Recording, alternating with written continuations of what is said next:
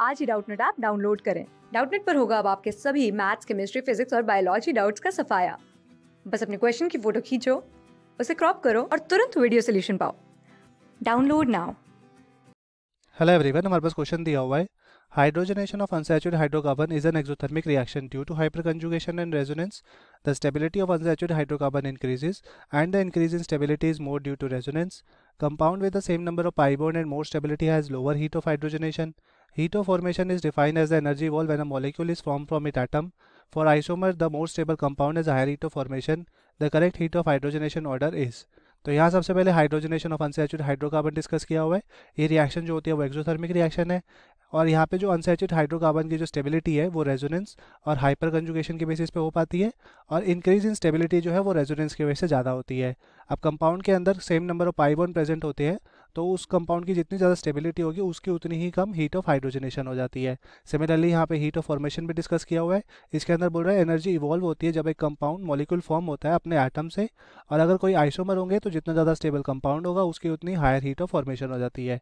Question पूछा हुआ है the correct heat of hydrogenation order क्या होगा। चार हमारे पास कंपाउंड दे रखा है, तो कंपाउंड के अंदर देखें तो चारों कंपाउंड के अंदर यहाँ पे डाइन, डाइन, डाइन और डाइन, तो चारों कंपाउंड के अंदर दो डबल बॉन्ड प्रेजेंट है, मतलब एल्कीन फंक्शनल ग्रुप दो प्रेजेंट है। और हमारे पास पैराग्राफ में दे रखा था compound with the same number of pi bond and more stability has lower heat of hydrogenation. तो किसी कंपाउंड के अंदर same number of pi bond present होते हैं तो जितना ज़्यादा स्टेबल कंपाउंड होगा उतनी उसकी हीट ऑफ हाइड्रोजनेशन कम हो जाएगी। सो किसी एल्कीन कंपाउंड की स्टेबिलिटी जो है वो हम सेटजेव रूल के बेसिस पे पढ़ते हैं।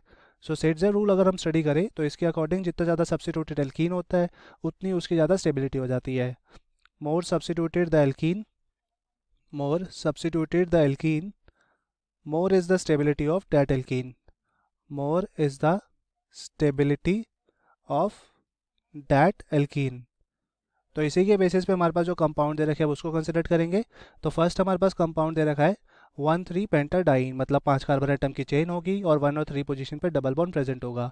तो ये कंपाउंड हो जाएगा CH2 double bond CH, CH double bond CH, CH3। ये कंपाउंड हो गया हमारा पेंटा 1,3 डाइन। अब इसके अंदर देखें तो कंपाउंड यहाँ पे ये डबल बॉन्डेडली कनेक्टेड है, इसके साथ में एक कार्बन एटम सब्स्टिट्यूटेड है।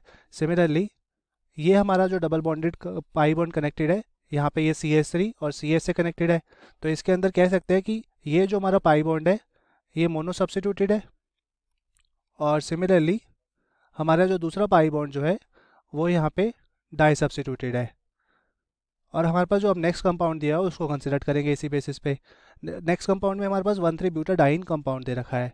1,3 ब्यूटाडाइन कंपाउंड का स्ट्रक्चर कंसिडर करेंगे CH2 double bond CH, CH double bond CH2। तो ये 4 कार्बन एटम की चेन होगी, 1 और 3 पोजीशन पे डबल बॉन्ड कनेक्टेड होगा। अब इस केस के अंदर ये डबल बॉन्ड जो है वो एक CH ग्रुप से अटैच है। सिमिलरली ये डबल बॉन्ड जो है वो एक CH ग्रुप से कनेक्टेड है, तो इसका मतलब यहाँ पे दोनों ही डबल बॉन्ड जो है वो मोनो सब्स्टिट्यूटेड है। ये मोनो भी है और ये भी मोनो ही है। अब नेक्स्ट स्ट्रक्चर कंसिडर करेंगे इसी के बेसिस पे 2,3 डाईमिथाइल 1,3 ब्यूटाडाइन कंपाउंड। तो यहाँ पे 1,3 ब्यूटाडाइन कंपाउंड रहेगा, बट 2 और 3 पोजीशन पर एक मिथाइल ग्रुप कंसिडर हो जाता है यहाँ पे। सो यहाँ हमारा हो जाएगा CH2 double bond C, CH3, C, CH3 double bond CH2। तो ये हमारा कंपाउंड हो जाता है 2,3 डाईमिथाइल 1,3 ब्यूटाडाइन कंपाउंड। अब इस कंपाउंड के अंदर देखें तो ये हमारा डबल बॉन्ड हो गया, इसके साथ यहाँ पे एक कार्बन एटम, ये मिथाइल ग्रुप, तो ये डाई सब्स्टिट्यूटेड हो गया। सिमिलरली दूसरा केस कंसिडर करेंगे, सो ये हमारा डबल बॉन्ड, यहाँ पे ये मिथाइल और ये कार्बन एटम, तो ये भी डाई सब्स्टिट्यूटेड हो गया। सो इस केस के अंदर जो दोनों डबल बॉन्ड यहाँ पे प्रेजेंट है वो डाई सब्स्टिट्यूटेड है, ये भी डाई सब्स्टिट्यूटेड है और ये भी डाई सब्स्टिट्यूटेड है। अब इसी के बेसिस पे हमारे पास जो नेक्स्ट कंपाउंड दे रखा है उसको कंसिडर करेंगे, उसके बाद इनकी स्टेबिलिटी ऑर्डर का अरेंजमेंट कर देंगे। तो नेक्स्ट हमारे पास ऑप्शन दे रखा है प्रोपाडाइन कंपाउंड। तो ये हमारा एस ऑप्शन, प्रोपाडाइन मतलब कि 3 कार्बन एटम की चेन होगी और डबल बॉन्ड 1 और 2 पोजीशन पे ही कनेक्टेड हो जाएंगे, तो ये हमारा प्रोपाडाइन कंपाउंड हो जाता है। अब इसके अंदर दोनों डबल बॉन्ड एक दूसरे के साथ ही कनेक्टेड है, सो यहाँ पे स्टेबिलिटी सबसे कम हो जाएगी क्योंकि यहाँ पे जो हमारा कंपाउंड है वो नॉन सब्स्टिट्यूटेड है। सो कंपाउंड यहाँ पे नॉन सब्स्टिट्यूटेड होने की वजह से इसकी स्टेबिलिटी सबसे कम हो जाएगी। तो सबसे पहले अगर हम कंपाउंड की स्टेबिलिटी ऑर्डर अरेंज कराए तो हमारा जो ये थर्ड ऑप्शन है इसके अंदर दोनों एल्कीन इस समय डाई सब्स्टिट्यूटेड थे, और हमारा जो फर्स्ट ऑप्शन था इसके अंदर एक डाई सब्स्टिट्यूटेड एक मोनो सब्स्टिट्यूटेड था। सेकेंड ऑप्शन के अंदर दोनों ही मोनो सब्स्टिट्यूटेड थे। फोर्थ ऑप्शन के अंदर ये नॉन सब्स्टिट्यूटेड कंपाउंड था। तो जितना ज़्यादा सब्स्टिट्यूशन होगा उतनी ज़्यादा स्टेबिलिटी होती है। इसके बेसिस पे कह सकते हैं कि जो हमारा आर ऑप्शन है उसकी स्टेबिलिटी सबसे ज़्यादा होगी, क्योंकि यहाँ पे दोनों ही एल्कीन जो थे वो डाई सब्स्टिट्यूटेड थे। नेक्स्ट हमारे पास जो ऑप्शन आएगा उसके अंदर हमारा ऑप्शन पी आ जाएगा, क्योंकि यहाँ पे एक डाई सब्स्टिट्यूटेड और एक मोनो सब्स्टिट्यूटेड था, तो इस वजह से आर के बाद यहाँ पे आ जाता है पी। फिर हमारा ऑप्शन आएगा यहाँ पे ऑप्शन क्यू, क्योंकि इसके अंदर दोनों एल्कीन जो थे वो मोनो सब्स्टिट्यूटेड थे, तो ये आ जाएगा हमारा ऑप्शन क्यू। फिर आएगा हमारा ऑप्शन एस, क्योंकि इसके अंदर जो एल्कीन कंपाउंड थे वो नॉन सब्स्टिट्यूटेड थे। तो स्टेबिलिटी ऑर्डर के बेसिस पे तो हमारा ये ऑर्डर आ जाता है।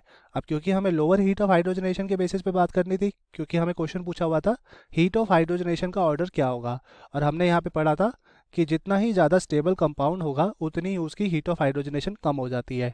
सो मतलब अगर हम हीट ऑफ हाइड्रोजनेशन का ऑर्डर लिखना चाहें तो इसका रिवर्स हो जाएगा। सो एस हो जाएगा, फिर क्यू आ जाएगा, फिर पी आ जाएगा, और फिर आ जाएगा हमारे पास आर। तो ये हो जाएगा हीट ऑफ हाइड्रोजनेशन का ऑर्डर हमारे पास गिवन कंपाउंड के लिए, हीट ऑफ हाइड्रोजनेशन। सो इसी के बेसिस पे हमारा कौन सा ऑप्शन करेक्ट हो सकता है? ऑप्शन नंबर सेकंड, क्योंकि ये हमारे अरेंजमेंट से मैच कर रहा है, तो इस वजह से ये ऑप्शन हमारा करेक्ट हो जाता है, बाकी ऑप्शन इस तरह यहाँ पे गलत हो जाते हैं। So option second is correct for this question. Thank you, hope you like it. Class 6 से 12 से लेके नीट, IIT, JEE मेंस और एडवांस के लेवल तक 10 मिलियन से ज़्यादा स्टूडेंट्स का भरोसा। आज ही डाउनलोड करें डाउटनेट ऐप या व्हाट्सएप कीजिए अपने डाउट्स 8400 400 400 पर।